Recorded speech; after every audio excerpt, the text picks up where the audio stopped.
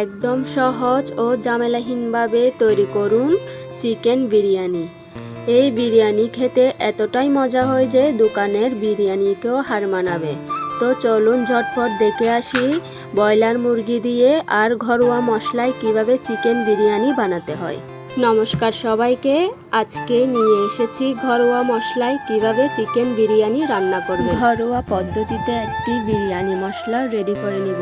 আমি এখানে এলাচ নিয়েছি, দারচিনি নিয়েছি, লবঙ্গ নিয়েছি, গোলমরিচ নিয়েছি, ধনে নিয়েছি, জিরা নিয়েছি, স্টার আনিস নিয়েছি, জয়ফল নিয়েছি আর শুকনো মরিচ নিয়েছি, তেজপাতা নিয়েছি। সবগুলো হালকা আছে ভেজে নিয়ে গুঁড়ো করে নেব। তো আমি এখানে ব্রয়লার মুরগি নিয়েছি, রেগুলার কাটিং করে ধুয়ে পরিষ্কার করে নিয়েছি।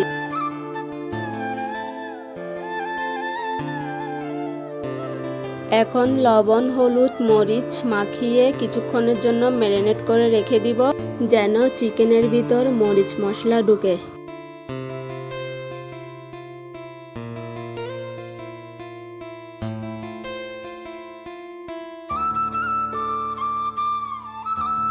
এই ফাঁকে বিরিয়ানির চালগুলো আমি ঘি আর তেজপাতা দিয়ে ভেজে নিব। আমি আগে থেকে বিরিয়ানির চালগুলো ধুয়ে পানি ঝরিয়ে রেখেছিলাম। এখন ঘি আর তেজপাতা দিয়ে বিরিয়ানির চালগুলো ভেজে নিব। দুঃখিত, এখানে ঘি আর তেজপাতা দেওয়ার ভিডিও ক্লিপটা কোনোরকম ডিলিট হয়ে গিয়েছে। তো আমি বিরিয়ানির চালগুলো জর্জরা করে ভেজে নিয়েছি আর এখন পেঁয়াজ বেরেস্তাগুলো ভেজে নিব।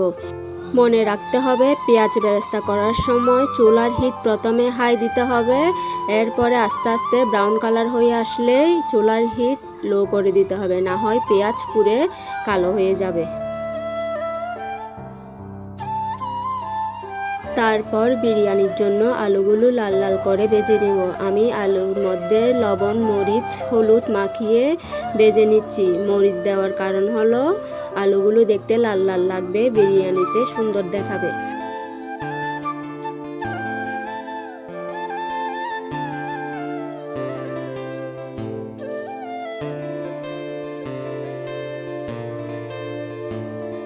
আলু ভেজে নেওয়ার পরে আমি চিকেনগুলো হালকাভাবে ভেজে নিব, বেশি কড়া করে ভাজবো না। বেশি কড়া করে ভাজলে দেখতেও ভালো লাগবে না আর খেতেও ভালো লাগবে না। আমি চিকেনগুলো এভাবে সাদা সাদা কম আঁচে ভেজে নিয়েছি, এতে বিরিয়ানির চিকেনগুলো খেতে জুসি ও সফট হবে।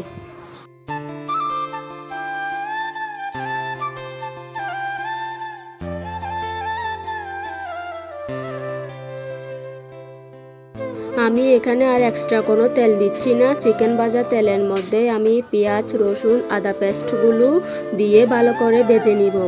এমনভাবে ভেজে নিব যাতে পেঁয়াজ রসুনের কাঁচা গন্ধ না থাকে।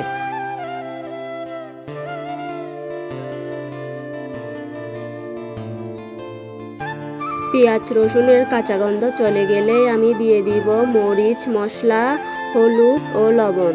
তারপর অল্প পানি দিয়ে মশলাগুলো কষিয়ে নিব।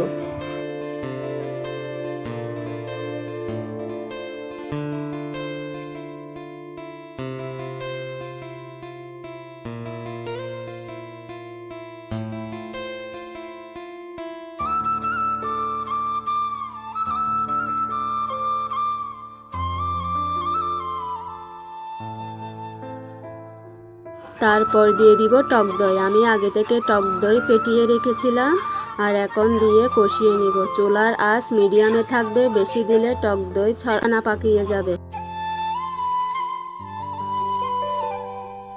সব কিছু একসাথে কষিয়ে নেওয়ার পর আমি পরিমাণ মতো জল দিয়ে দিব আর সাথে সাথে চিকেন আর আলুও দিয়ে দিব, যাতে একসাথে তাড়াতাড়ি সিদ্ধ হয়ে যায়। তারপর দিয়ে দিব ভেজে রাখা গরম মশলার গুঁড়োগুলো।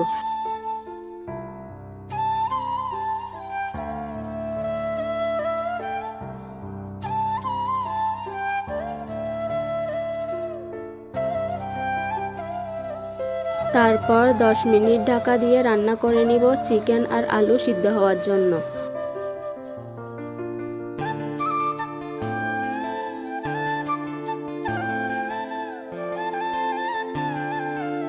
এই যে দেখতে পাচ্ছেন আমার চিকেন রান্না হয়ে গিয়েছে আর এখন আমি গরম পানি বসিয়ে দিয়েছি বিরিয়ানির জন্য।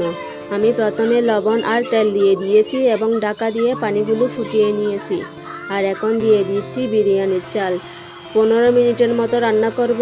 এই 15 মিনিটের মধ্যে আমার বিরিয়ানির চালগুলো হাফ সিদ্ধ হয়ে যাবে। প্রায় 80% আমি সিদ্ধ করে নিব বিরিয়ানির চালগুলো।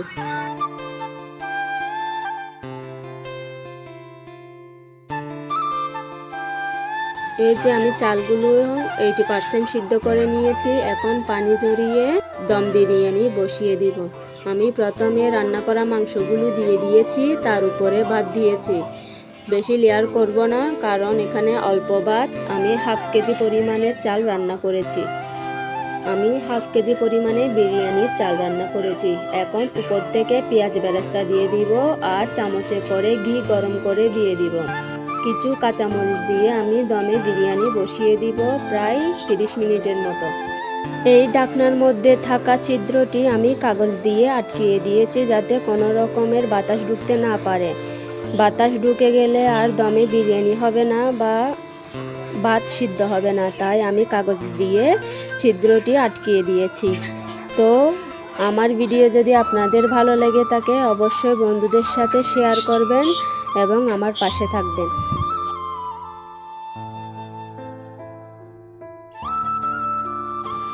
এই যে আমার বিরিয়ানি রেডি হয়ে গিয়েছে। এখন আপনারাই দেখে বলুন বিরিয়ানি কেমন হয়েছে।